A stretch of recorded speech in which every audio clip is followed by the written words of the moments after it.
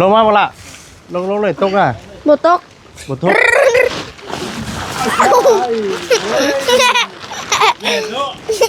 งงพลาดพืช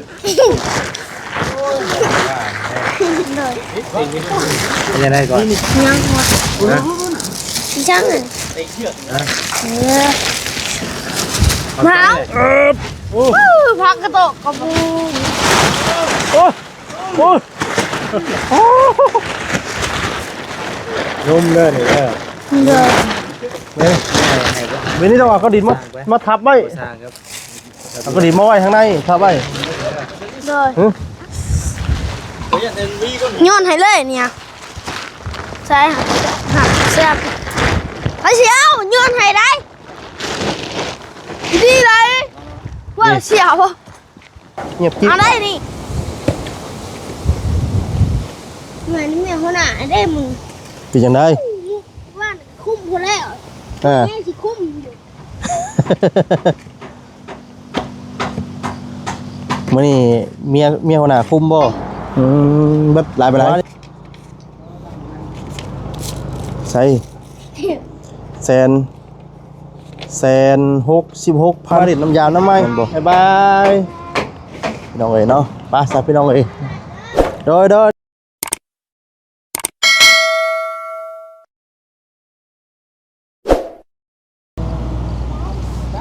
พี่น้องเนาะกราบทักทายสบายดีเด้อสบายดีได้สวัสดีพ่อแม่พี่น้อง FC กันเบิดสุขคนพี่น้องเนาะหรือว่าจะเป็นพี่น้องทางฝั่งลาวฝั่งไทยต่างๆประเทศก็ยินดีต้อนรับทานกับสู่ช่องบ่าวซาดีซาแนลอีกแล้วพี่น้องเนาะพบกันคือเก่าพี่น้องเนาะอันนี้ก็ได้นางพิงเดชพี่น้องเนาะตัวพายุพี่น้องเนาะลมตัวลมออกแล้วพี่น้องเนาะจุว่าอากาศหนาวพี่น้องเนาะซบกระสีแห้งแน่พี่น้องตรงนี้ก็ได้เนาะตัวเราคือบ่อยู่นั่นกันเนาะเนาะสายฟ้า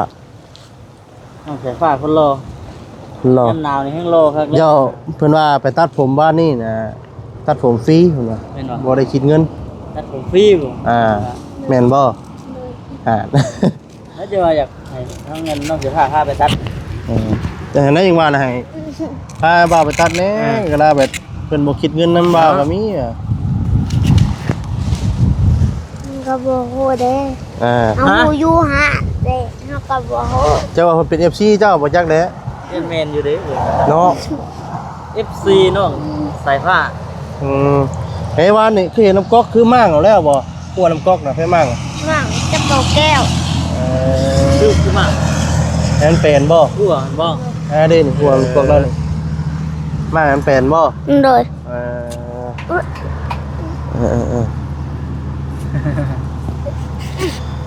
เป็นเติดบาดนี่เนาะโอ้ยขี้งอเด้เนาะนายตึ้งเหมือนโอ้ยเหยียบไว้อยู่ค่อยก็ได้เอ้าจับดีกูจับดีๆพวกล่ะมึงอย่ามึงไปมั้ยเพื่อนบ่นี่นะพอได้เด่นน้ำมันนี่เด้เนาะเราปากแมวนี่แล้วนี่ได้แผลได้เด้เห็นบ่ติกี่แต้มผู้ไผวะเต็มบ่ได้นี่แฮงอันยามหนาวซ้ำเนาะโอ้พี่น้องเอ้ยตะกี้เขาบอกคำยังน้อยซ้ำน้อยจะพาโอ้ยต้องให้น้ำใส่ขวดไปตลอดเอาไปเฮ็ดหยังเอาไอ้สีดใส่บนมันเป็นลายแต่สีดลูกไปน้ำมันแห้งเลยสีดใส่ตลอดผิวแห้งเนาะโอ้ยากไปนะมันต่อเพื่อนที่แห้งคักเลยนี่ลายห้วยเลยจับขึ้นก็คามนี่โอ้ยนั่นบอลช่วงนี้กับเจ้าเล่นเบาแล้วช่วงนี้เนาะแม่นนั่นแหละใช่ว่าเจ้าบ่มีสบู่ได้ซื้อมาให้ใช่ว่าจันสบู่สิซื้อมาให้ซื้อมาให้จันน่ะบ่เจ้าก็ยังลิ้นอยู่บ่เด้นี่บ่น้องเด้อฮะบ่คือตูมอยู่ว่านะบ่เฮาเสื้อแขนยาวเจ้าบ่มีบ่มีแต่เฮาบ่อยากนุ่งคือบ่นุ่งมันหนาวนี่บ่นุ่งก็ยะบ่มักนุ่งบ่อยากนุ่งแต่นุ่งเสื้อแขนยาวมันร้อนเฮามันมัดจันเดี๋ยวมันหนาวเถอะเนาะบ่หนาว เขาโตกระนัง โยโย่ ไอ้ หนูจะวีเหรอ ให้น้องบุตรีเจ้า จะมี เรายังบ่ทันได้นั่นบ่เรายังบรรทมอยู่บ่ อากาศหนาวดิ อากาศหนาว ฮาเซบอได้เฮา เอ๊ะ เฮาเซบอเฮา คือว่าสิบ่จะตื่นจังโมงมื้อเช้านี่ ตื่น แต่ละมื้อเอาแต่ละมื้อน่ะคิดหนักอยู่ มื้อ ได้ เช้า บ่ มื้อวานนี้7 โมง 7 โมง โอ้ยตื่นช่วยตัวได้7 โมงนี่ อ้าวคือ6 โมงนี่แหละแจ้งมาว่ามันบด คิดว่า6 โมงบ่ เลย ตื่นมาเถอะว่าพลาดไป7 โมงดิ เลยหนูขึ้นไปเบิ่งโมงว่า7 โมง โมเมนต์แล้วฉันที่ ตื่นมาทวิตครั้งแรกเลยนี่แม่นครัวใช่หยังก่อนเฮ็ดหยังก่อนเฮ็ดเวียกน่ะ เจ้ารถเข็นก่อนบ่ ตื่นมากตื่นมากูเบิ่งโพสร้างก่อนแล้วแหละ เออจะว่านึ่งข้าวได้ไฟนึงบัด โพสร้างเราตื่นสวยมื้อเช้านี่ค่ะ เจ้าตื่นมาแล้วแม่นเฮ็ดเวียกเลย เลยก็7-8 โมงแหละมันตื่นมื้อเช้านี่ค่ะ อ่า มันหนาว เออ มันยามหนาว มันประตูจะบ่น บ่ได้ ว่าจะคืด เป็นยังชูพอสร้างกินมื้อนี่มียังชูพอสร้างกินมื้อบ่มีเสพบ่ตำบักทั่วบ่ก่อนใส่เป็นนัววัน แซ่บ เสพบ่ มีตัวหัวมีบ่มันนี่ ตำทั่วบ่ใช่เป็นนัวเป็นไอ้เกือบบ่ใช่ มันบ่มีเป็นนัว มันไม่เป็นนัว เออ แซ่บเฉย เสพเชย แซ่บบ่ แซ่บอยู่แต่มันเค็ม แซ่บอยู่แต่มันเค็ม โยรสดีเนาะ แซ่บไปได้เค็มน่ะบ่ มันใส่หวานแบบเค็ม เออ เอ้ยเนาะพี่น้องเอ้ย เรียนนัวเบิดอย่างกระทันหันแล้วเนาะ แม่ วานนี่เนาะ วานอยากการหันก็เลยพากัน ตาตา ก็เลย บ่แซ่บ5เฮาหวาน อืม ตาตา นี่ภายในเขามาหาซะมื้อนี่หาคากะชุมบ่าวนี่บ่เขามามื้อนี่ เลย ถ้ามีแต่เขามาเนาะ มาอยู่มันจะน้อย จะหน่อย จังหน่อยบ่ เลย อืมโดยพี่น้อง แต่กูเขียวจักมาบ่ อืม แต่กูเขียวจักมา รูปมันหนาว หัวหนาวคือมือ ว่าว่าขี่มาว่านี่ก็หนาวซับเมื่อผู้เดียวเงาซับ เอาเจ้ากระไรรถสวุ่นมาเลย ไล่บ่ทันเพิ่น4ล้อเนาะว่าว2ล้อเนาะ จักกระรถใหญ่มันสิทันบ่ซั่น นั่น เล่นบ่ทันเพิ่นแล้วเพิ่น4ตีนเนาะว่าว2ตีนนึง จากแม่จะบอกค วานนี่ โอ้โหอ๋อ หักแล้วพี่น้องเอ้ยเนาะอ๋อเด้อ พายุกระหนำพี่น้องเนาะเฮือนน้องสายฟ้า เว็บอะบ่แรงน้องจะพาสินอนได้อยู่บ่ ำได้ คือบ่ขึ้นไปนอนอยู่กับต๊อบพุ่น บอกมันหนาว หนาวอ่ะ เด็ก พากัน นอนมุกอยู่กับผู้ช่างเลยสิ นั่งโอ้ลมพิงเดียด อย่าลื นอนหนาว อาบ แห้ง น้ำ ดี เลยเด้อ นอนกับผู้ช่างอย่าลืมอาบน้ำเลยเด้อ อันนี้ บ่แรงอ่ะบ่น้ำบ่แรงนี่ อาบเรื่อง บ่ ชิลิปของน้ำแล้ว รีบของห้องน้ำเลย นอนอยินของน้ำ ไปนอนอยู่ห้องน้ำเลย จังหวะเนี่ย มันอุ่นเด้ จังว่าเห็นเนาะ แล้วก็ เพื่อนเราเมื่อไงไปนอนอยู่ห้องน้ำโอ้ย เอามันอุ่น มันอุ่น เด้อ ไปแล้วเนาะ เป็นไปแล้วนอนอยู่ค่ะว่านี่ลมเท่านี้บ่ ฮะ ว่านี่ลมแห้งเท่านี้บ่ ซ้ำนี้แต่ว่ามื้อนี้แห้งกว่า มันแห้งกว่าได้เหมือนที่ ช่วงบ่ายช่วงจังมูแล้วซั่น 11 โมงแล้วเฮ้ยคู่ไว้เป็นไง ไปหามาดได้ไหมมัดไว้ปะ ขาดว่าแล้วไก่ หาแน่มัดไว้ไหม ป้าหาในมามัดไว้ปะ จะเหยียบดอกข้าวนี่สุภาษิต สุกเลยนะหลุดเรานี่ คู่ไว้ ดีดี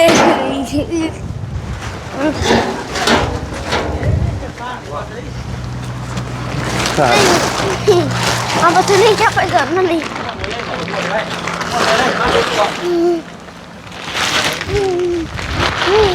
ระวังเลย โคตรดอกเราไปยังไงเนาะลงมาบ่ละลงเลยตกอ่ะ บตก บ่ตก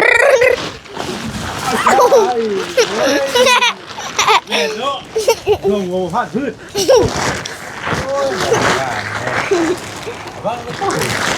มัดใส่ก้อนหินมาเลยเนาะ ได้เลยป่ะ เชือก แกลก กระสอบนี้อะไรเนี่ยกระสอบ น้องสภาพ ทุกคนเลยลูกไปหันเลยกินเลยฮะ จะใช่นี่บ่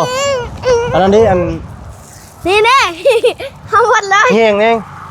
จอบแยงแม่น ต้องเหยียบต้องเหยียบตั้ง บ่ขึ้นกับยายพุ่นล่ะ ระวังเด้อระวัง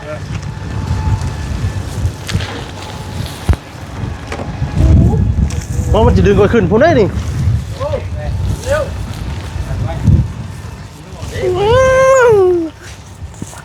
หมักตีนก่อนขาตึกไม้กักคอหักคอหัก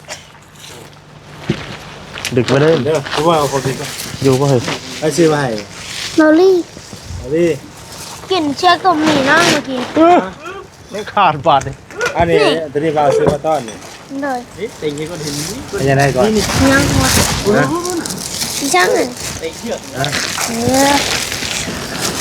มาพักกระโตกกระปู โอ้โอ้โอ้ นุ่มเลยนี่เด้อ เลย เนี่ยเว้นนี่ต้องเอาก้อนดินมาทับไว้ สร้างครับ เอาก้อนดินมาไว้ข้างในทับไว้ เลย เฮ้ยเดินวิ่งก็ ย้อนให้เลยเนี่ยใช่หักเสียบไปเชียวย้อนให้ได้ดีเลยว่าเชียว เงียบกิ๊บ เอาได้นี่ ร้อยบ่ แม่นฮะ ดีแล้วบ่ดี สิบ่ติงได้บัด ยันแต่มันเพิ่มขึ้นหน่อย โป่งขึ้นไปไหมดิปิดโทษได้ก่อนเนาะ เป็นยังไง แต่ว่าเนียนอยู่ เป็นยังไงใช่ไหม นั่งบ่อยาก ยังบ่ทันยาก เลยมันช่องแตกเลยนั่ง นุ่มตีกัน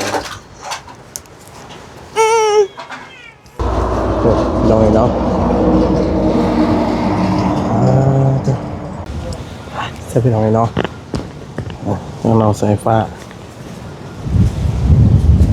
ต้องพอสร้างอะไรที่ตั้งมงกบตัวนี้ต่อพี่น้องเลยเนาะตัวหนึ่งเข่าล่อเลยพี่น้องเลยกรรมกรน้อยเนาะ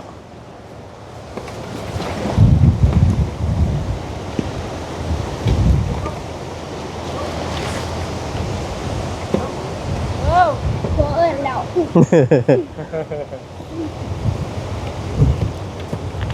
ก็ได้หยอกอย่างนี้แหละน้องสายฟ้าก็ได้หยอกพ่อช่างอย่างนี้แหละ ไม่ได้แล้วสมบูรณ์มัน น้ำปะ บ่พอน้ำติโอ้มาคนน่ะแม่มาคุเล่บัดนี้ ต้นมันเป็นอยู่บ่ เป็นยู เป็นอยู่ ในเรื่องมีแรกออกกำลังกายไปน้ำอากาศมันหนาวๆเลยพี่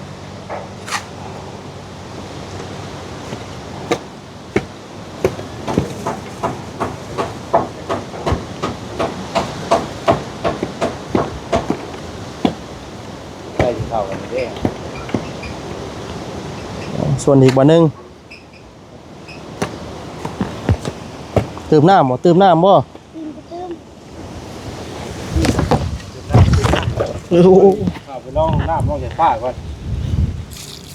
อ้าวใส่ลายมันจีนั่นมันจิเละโพด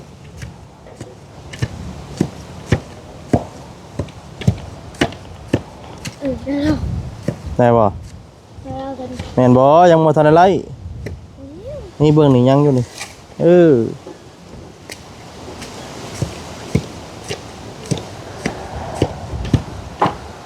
คุ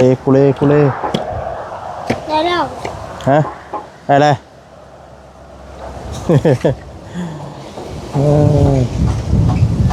ได้แล้ว โดย เป็นอย่างนี้ ได้บ่เอาให้ไล่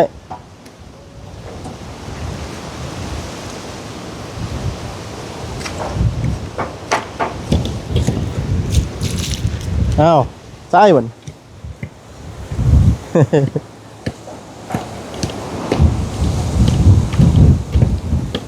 โอ้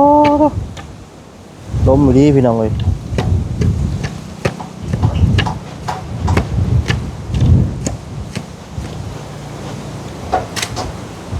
เกณฑ์ไปเสียค่าไฟบ่กินนี่ลายปานใดค่าไฟ เนาะ ลายปานใดค่าไฟ ลืมอ่ะ แสนเท่าไรก็ ลืมลืมเลยแสนปลายบ่ ทำโบเซน เอ่อ ดูเซนหู จ่ายแล้วบ่ ใหญ่แล้ว จ่ายเลย อ้าว ฮะกูเลยเนาะกูเลย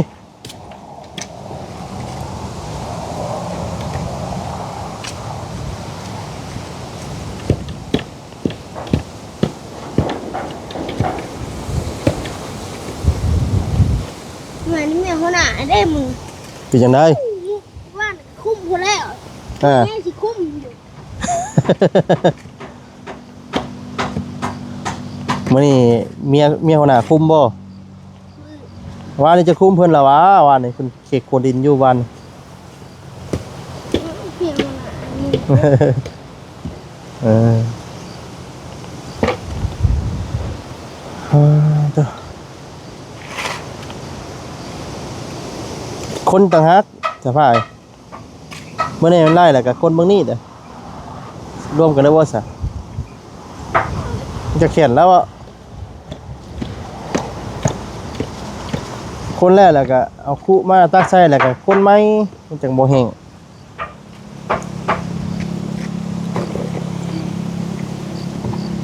มันบ่ยากเนาะ ไม่ยากบ่ โอ้เด็กที่เป็นบ้าน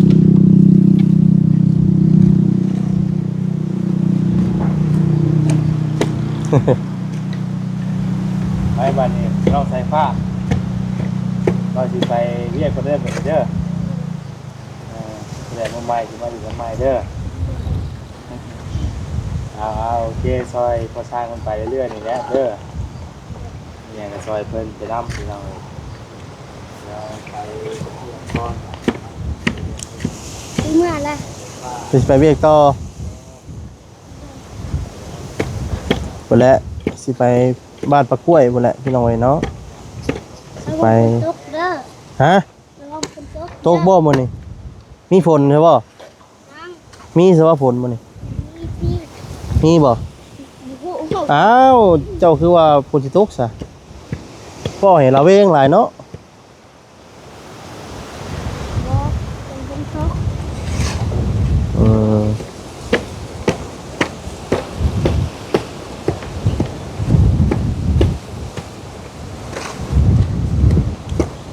น้องเสื้อผ้าเพิ่นก้อยปูนหน่อยเนาะอ้าวเจ้า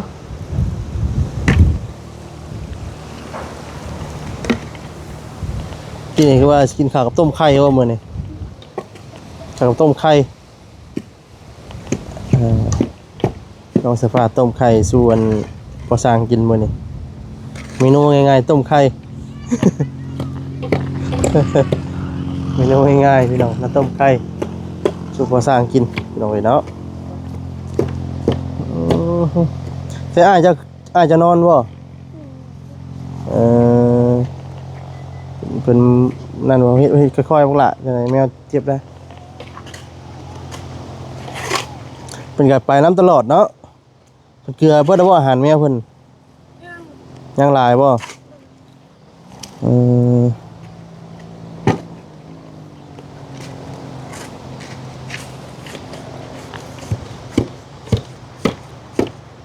เด้เดี๋ยวเราก็สิแล้วเด้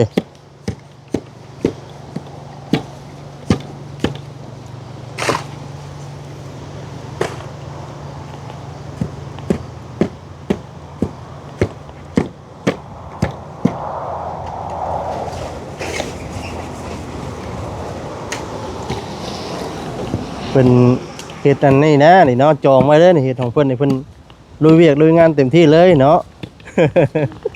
เลือกห้องไว้เรียบร้อยแล้วว่าซั่นเพิ่นสิเอาอยู่ห้องชุดนี้ว่าซั่นน้องเนาะน้องสายฟ้าเฉพาะอย่าง ให้บ่าวคนดินซอยแล้วว่านี่เนาะ แล้ว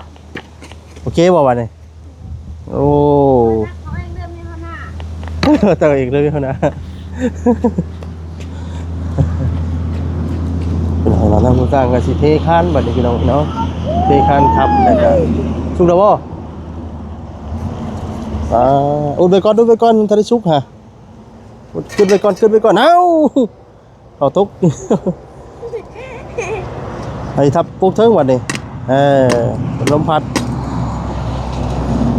ต้มไข่ไปน้ำพี่น้องเอ้ยเนาะฮ่าเถอะพี่น้องเอ้ยเนาะตั้งทางนี้ก็ตั้งกบเลยพี่น้องเอ้ยเนาะมื้อต่อไปก็น่าสิได้เอาดินอะไรอย่างเข้ามาใส่พี่น้องเอ้ย ไม่กลับไป เบิดหลายไปไหนใส่166,000แม่นบ่166,000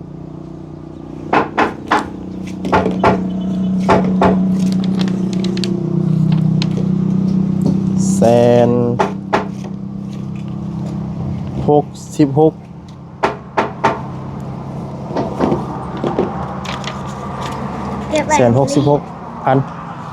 เก็บไปบริจาคบริหาร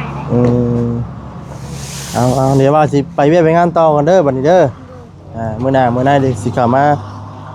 เล่นน้ำไม้เป็นหน่อยเนาะมีสบายดีแล้วน้องเด้อเนาะสบายดีไปสวัสดีน้องเนาะกลับก่อนบัดนี้ไปกันแล้วพอเด้อโดยสบายดีไปก่อนบัดนี้ไปเวียกไปงานต่อก่อนเดี๋ยวสิเวะมาดิดน้ำยาน้ำไม้บ๊ายบายพี่น้องเอ้ยเนาะไปสับพี่น้องเอ้ยโดยไอ้บืนบ่าวสิมาไหม เพิ่นยังกินฮอดอยู่พี่น้องเอ้ยเนาะเพิ่นยังบ่อยากให้มื้อไปสับพี่น้องเอ้ยเนาะมีแต่ทางบ่สรีกับบ่แซนพี่น้องมื้อนี้ก็มานำกัน3คนพี่น้องเนาะมีบ่แซนบ่คำบ่สรีเองพี่น้องเนาะพุ่นแหละสิไปทางบ้านปะกล้วยเนาะไปอัปเดตเนาะคือชาดันเป็นของทางเอ้ยนวลได้พี่น้องเอ้ยเนาะยังตอนนี้ก็สิมีพูดถึงว่าทางวัดเสียงเพิ่นสิไปสร้างเนาะจะไว้ได้แล้วคงราคาไม่แหละพี่น้องจังได๋ก็รอติดตามนํกันเด้อพี่น้องเด้อเนาะสำหรับที่นี้ลาไปก่อนเนาะอยู่ดีมีแฮงทุกท่านทุกคนเนาะพี่พลาดจังได๋ก็ขอโทษขออภัยนำพี่น้องเนาะลาไปก่อนแล้วเนาะสบายดีเด้อพี่น้องเด้อเนาะสบายดี